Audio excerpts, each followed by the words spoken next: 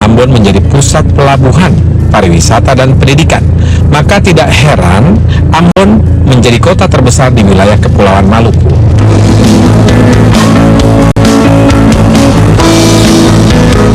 Untuk menuju Masjid Tua bersejarah di kota Ambon, mobil yang saya tumpangi pun harus melewati jembatan Merah Putih yang menjadi kebanggaan masyarakat Maluku.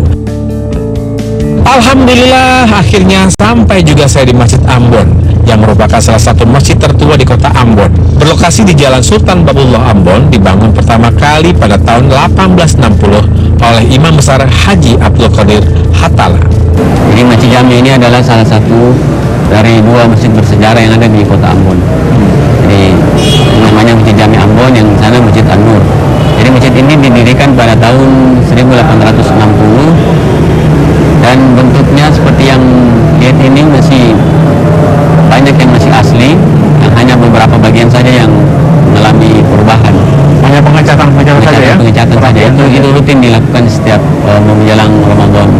Salah satunya masih asli ini adalah lantai yang kita duduki ini. Memang beberapa dalam perjalanannya itu beberapa kali ada perubahan-perubahan. Yang tadi perubahan yang sedikit besar itu tahun 1933.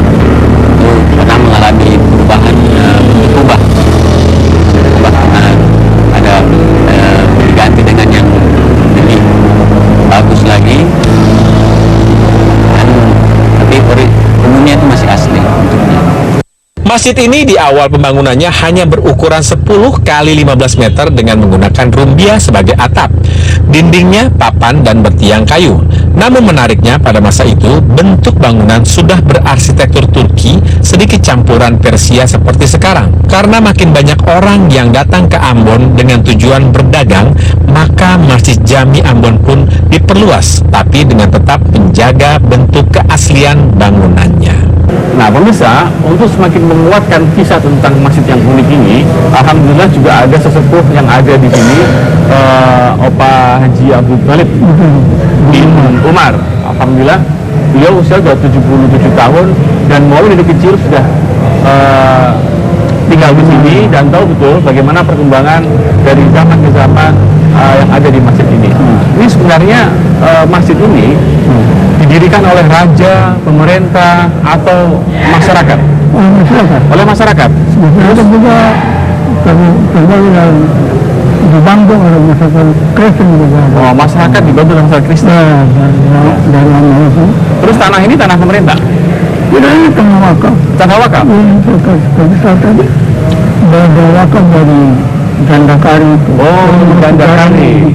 Oh, ya. Ini tanah wakaf dari Jandakari. Langit yang memang sudah mendung ketika menumpahkan berkah airnya ke bumi, terlihat banyak jamaah yang berteduh di teras masjid yang sudah berusia 157 tahun ini. Toleransi menjadi satu-satunya bendera yang dapat menyatukan masyarakat di kota yang mayoritas penduduknya beragama Protestan ini. Hal itu juga tampak dalam pembangunan masjid ini. Rumah-rumah ibadah khususnya di Ambon ini, kalau dibangun itu ada partisipasi dua komunitas, ya, termasuk masjid ini, termasuk Masjid Al-Fatah juga.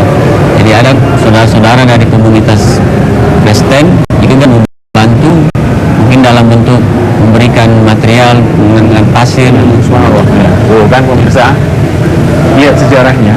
Masjid ini besar dibangun oleh dua komunitas dari saudara kita yang Nasrani dan juga teman-teman Muslim. Artinya kalau misalnya gereja pun dibangun, teman-teman Muslim juga membantu. Iya, membantu. Oh, jadi jangan kaget sekarang misalnya ada saudara-saudara Muslim yang tidak mau jaga gereja, karena memang sudah tradisinya kita saling menjaga di antara dua belah pihak. Ini bukti nyata. Jadi kalau misalnya orang masih tidak percaya tentang kerukunan yang ada di Ambon ini, datang saja ke masjid ini. Ini adalah bukti nyata tentang kerukunan yang ada di Ambon. Masjid yang memiliki dua menara kokoh ini tidak pernah digunakan untuk sholat Jumat. Bukan karena klinik, melainkan daya tampung Masjid Jami yang dirasa tidak cukup. Ya, ini jadi sejarahnya begitu biasa, sehingga ada masjid yang berdampingan. Mestinya memang dalam satu wilayah itu cukup satu masjid. Tetapi yang unik di Ambon ini adalah dalam satu wilayah, bukan satu wilayah, hanya dipisah oleh jalan, ada dua masjid yang berbeda, tetapi dengan ritual dan juga dengan ibadah yang sama, tanpa membedakan di antara keduanya, hanya dikarenakan faktor menjaga sejarah dari masjid ini, dari masjid yang sudah berusia 200 tahun ini agar tidak merubah struktur dan juga arsitekturalnya, akhirnya dibangunlah masjid yang baru Al-Fatah untuk menampung jamaah lebih lama. Ini adalah solusi yang baik, memberikan fasilitas kepada umat agar mendapatkan masjid yang baik tanpa merusak yang lama. Nah, ini yang menurut saya bagus sekali ya. Masjid yang telah mengalami berbagai masa kepemimpinan ini sempat menjadi saksi bisu perang yang dilakukan tentara sekutu melawan Jepang pada tahun 1944. Tentara sekutu membombardir kota Ambon mengakibatkan kota ini hancur. Namun karena kuasa Allah, Masjid Jami Ambon ini tetap utuh dan selamat. Masjid ini kadang-kadang diserahkan sebagai masjid keramat. Itu karena apa? Karena waktu penjelasan sekutu dulu, menghanguskan Kota Ambon. Saya juga sempat batin dalam hati saya, ini kok masih ada ya bangunan yang masih kokoh berdiri di antara serbuan-serbuan para penjajah pada saat itu ya. Saya berkesempatan berkeliling di masjid yang sakral dan tenang ini, dan saya penasaran tangga kayu akan membawa saya kemana. Wah, rupanya dari sini saya bisa melihat bentangan gunung di kota berjuluk City of Music ini.